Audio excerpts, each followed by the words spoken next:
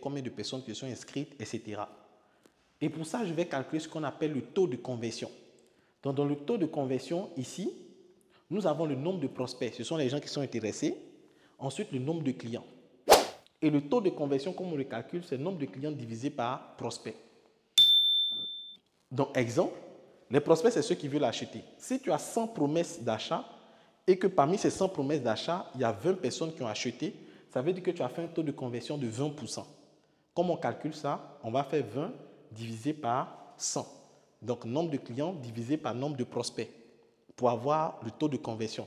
Le taux de conversion est important parce que si le nombre de prospects augmente, le nombre de clients aussi va augmenter si tu as le même taux de conversion.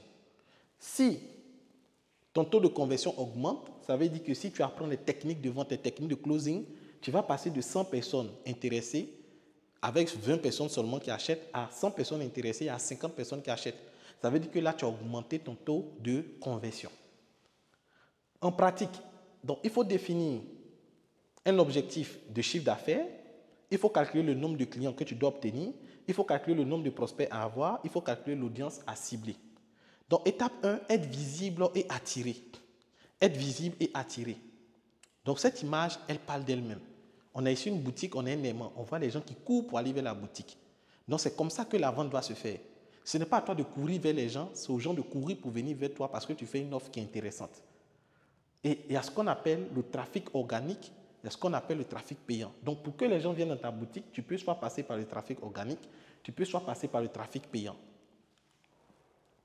Et pour y arriver, si on veut partir avec le trafic organique, il y a ce qu'on appelle les lead magnets. Donc, le personal branding. Le personal branding, c'est quoi? C'est la valeur perçue. Est-ce que tu as un logo? Est-ce que tu as des flyers intéressants? Les mini-vidéos et formations. Je dis aux gens, peu importe le secteur d'activité dans lequel tu es aujourd'hui, tu veux vendre en ligne, là, tu dois être comme un mini-formateur. Tu dois créer des petites vidéos, des petites capsules où tu partages tes expériences, tu partages des techniques de ton domaine. 10 erreurs à éviter quand on doit acheter un terrain.